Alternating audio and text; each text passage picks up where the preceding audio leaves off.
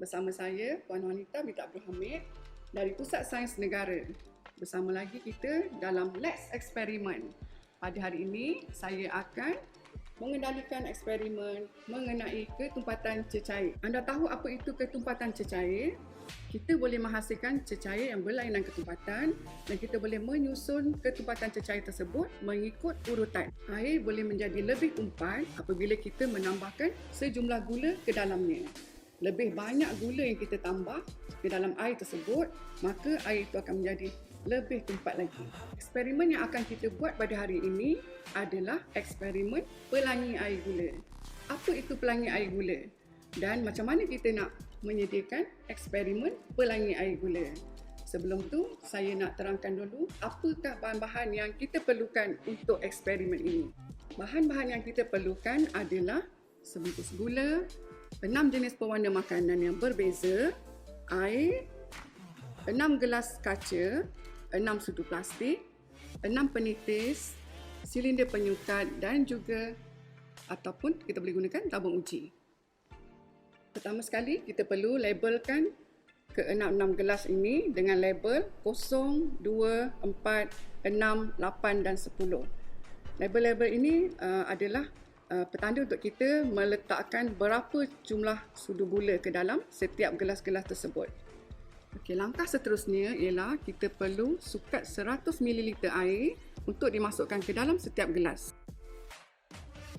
Langkah yang seterusnya ialah kita akan letakkan beberapa titis pewarna makanan ke dalam gelas-gelas ini. Untuk gelas pertama yang dilabelkan dengan 10, kita akan titiskan pewarna makanan berwarna ungu. Untuk gelas yang dilabelkan dengan 8, kita akan titiskan pewarna makanan berwarna biru.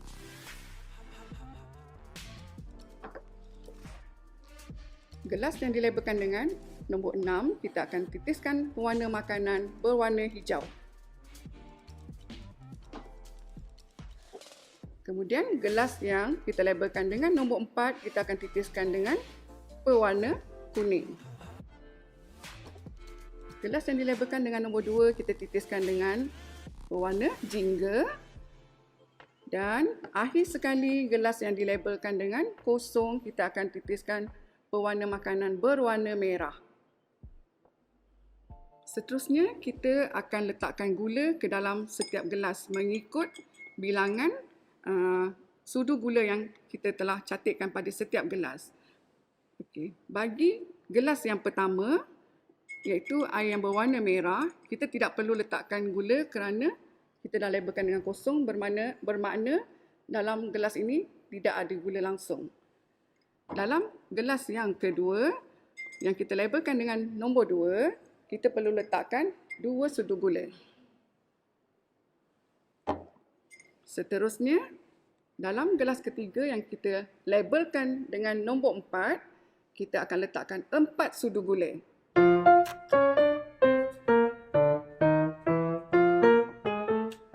Dalam gelas yang kita labelkan 6, kita perlu letakkan 6 sudu gula.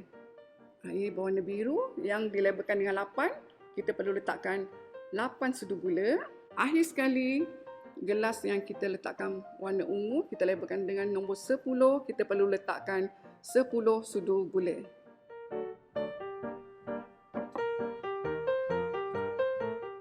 Langkah yang seterusnya anda perlu buat adalah mengacau gula di dalam gelas sehingga betul-betul larut.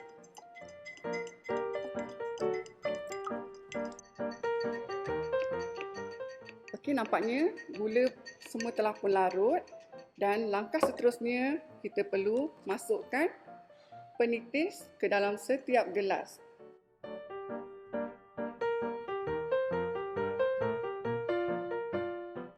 Okey, langkah seterusnya ialah kita akan sedut air berwarna ungu ini. Cara dia ialah dengan kita kena tekan pada bahagian atas penitis ini dahulu supaya air berwarna ungu ini dapat masuk ke dalam penitis.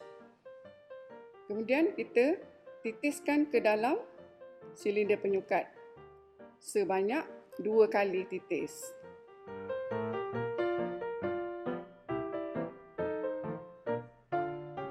Okey. Setelah masukkan air berwarna ungu, kita akan pergi kepada air berwarna biru yang mempunyai 8 sudu gula tadi. Okey. Apa yang adik-adik perlu buat ialah kita perlu sandingkan sedikit silinder penyukat ini supaya cecair itu dapat kita jatuhkan secara perlahan-lahan di bahagian dinding silinder penyukat.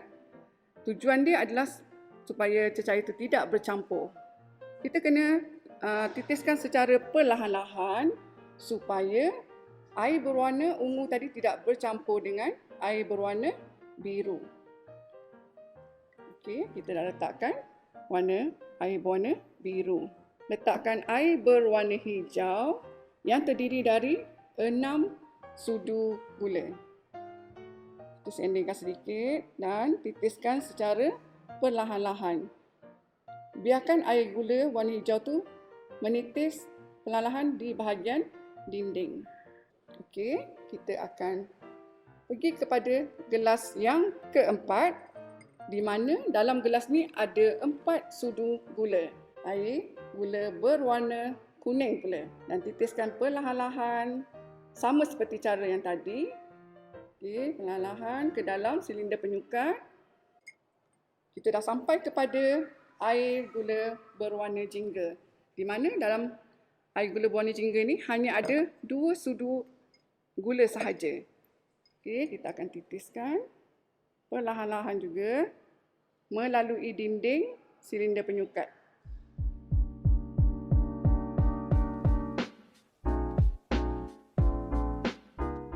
Okey, sekali lagi. Okey, sekarang kita sampai kepada cecair yang terakhir berwarna merah yang kita labelkan dengan kosong, bermakna tidak ada langsung gula di dalam air ini, air berwarna merah ini.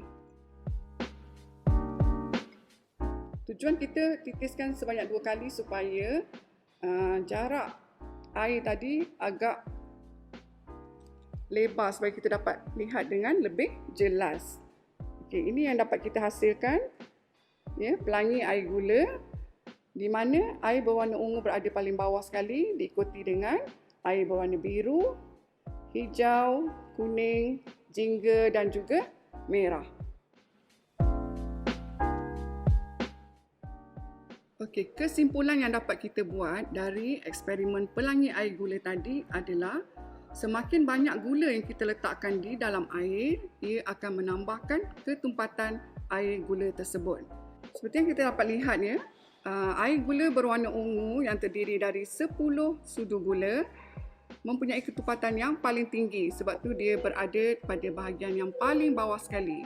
Diikuti dengan air gula berwarna biru yang mengandungi 8 sudu gula. Ia adalah kurang tumpat berbanding dengan air gula berwarna ungu. Seterusnya, air gula berwarna hijau yang terdiri dari 6 sudu gula berada di atas air gula berwarna biru.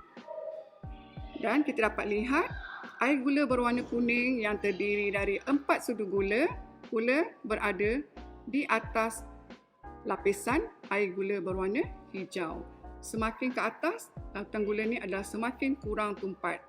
Dan lapisan seterusnya adalah lapisan air gula berwarna jingga, di mana hanya 2 sudu gula sahaja yang kita masukkan ke dalam air gula berwarna jingga.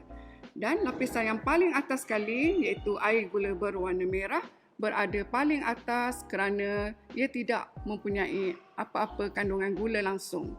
Jadi dia mempunyai ketumpatan yang paling rendah dan kedudukannya adalah paling atas sekali dari lapisan-lapisan air gula ini.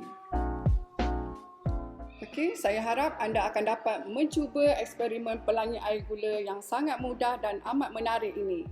Okey, dengan itu sekian saja.